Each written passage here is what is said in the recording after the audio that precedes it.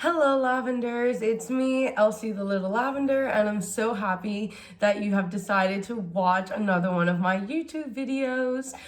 Today's YouTube video I think is going to be really interesting because it's something that's very dear to me and has become a significant part of my life recently, and that is the art of drag. We're gonna talk a bit about why it's important to me and the role it's played in my life. But before we get into that, I want to talk about the history of drag because I feel like not enough people know about the origin. And it's way too often we see gentrification and appropriation of cultures without giving respect where credit is due. Now, some might say that the origins of drag are debatable, and I'll tell you why. For some people, drag began with William Shakespeare, when the men would dress up as women for those roles. However, to me, this seems like a bit of a stretch, not gonna lie, seems like a bit of a stretch. For me, drag will always have begun in the late 1800s by a man named William Dorsey Swan, a formerly black enslaved man. And not enough people know about him because he was the OG. He started hosting private balls known as drags.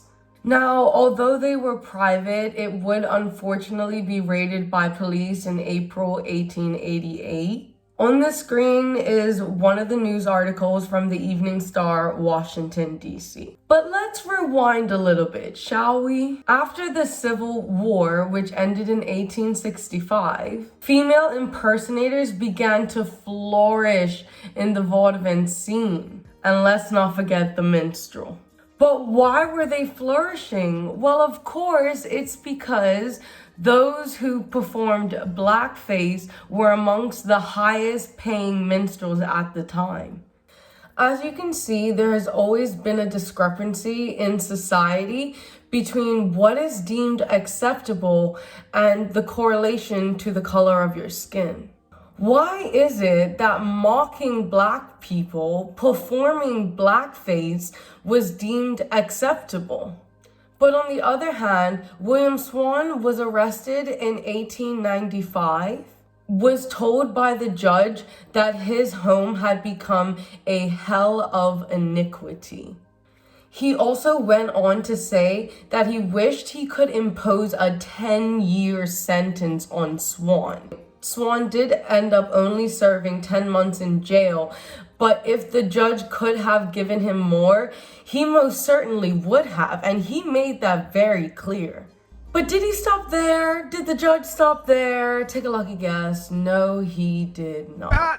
He went on to say, "I would like to send you where you would never again see a man's face, and would like to rid the city of all disreputable persons of the same kind." And it doesn't end there. The judge thought he ate because he had analysis, he had comparison. He went as far as to say thieving and petty assaults amount to nothing as compared with the conduct of these people.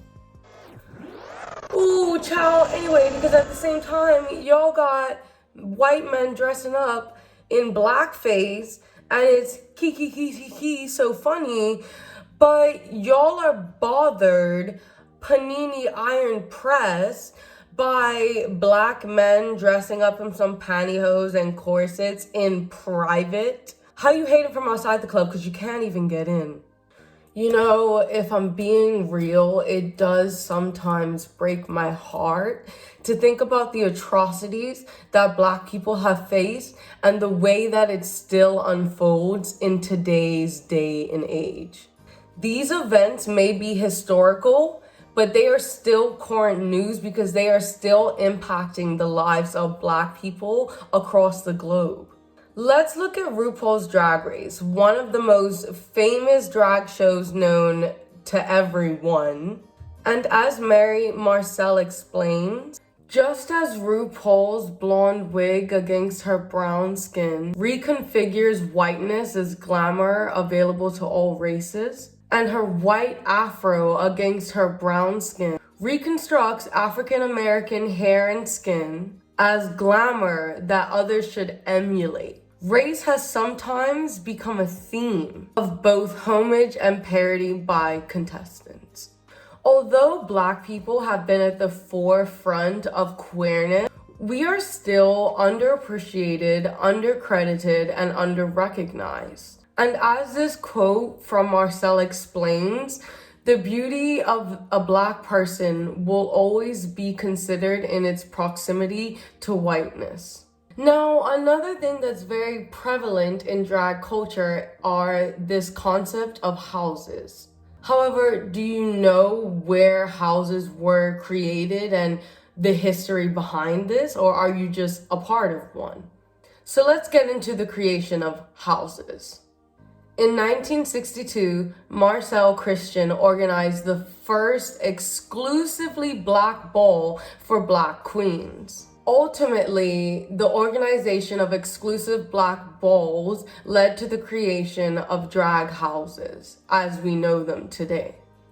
You see, you have to understand that in the 1970s, Black gay drag queens that were working class were often estranged from their biological families, who, very frankly, often did not approve of their lifestyle and their choices.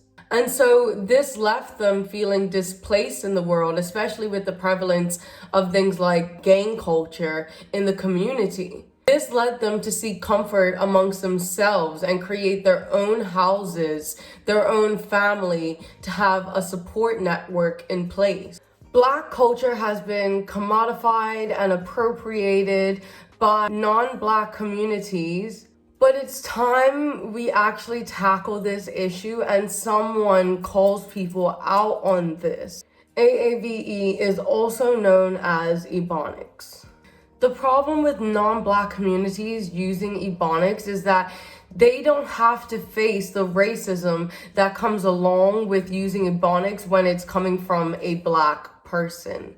They can remove, edit, and drop it when it's convenient for them and suits their needs. It's like a dress that they put on and take off. In fact, most Black people have to go as far as code switching, which is basically known as assimilating and diluting their language so that it's seen as more proper. Phrases such as work, yes, purr were created by Black queer marginalized groups. And even if we look at voguing, y'all profit from it, try to rebrand it, relabel it, and claim it as your own. Let's look at Madonna, whose hit song Vogue is often associated with the voguing that was created by the Black ballroom culture, created by queer minorities as a safe space. And that was taken and profited on by her. And not only that, no credit was given to where credit is due. In fact, the term Yas Queen actually stems from 1980s ballroom subculture.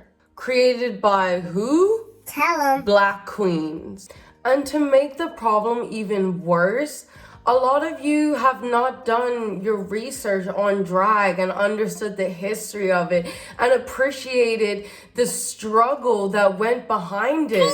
You want to put on the wig and do the dance, but are you putting in the work? They ain't ready for that. And I'll finish by explaining why I personally would like to start drag. I think that it offers a beautiful creative outlet, and I've seen so many amazing performances which have truly touched me, and I would love to be able to share my art and my thought and my voice with people. I also think it's very important that Black people start reclaiming these spaces that we originally made and that we've been pushed out of. So I want to start drag because it's going to make me so happy. But not only that, I feel as if though I am picking up the baton that my ancestors laid down before me. and I am showing a deep gratitude and appreciation for the struggle they went through so that I could be able to express myself freely. Well, that's all for today. I hope you enjoyed this video. If you did, subscribe, give me a thumbs up, and I'll see you in the next one. Bye!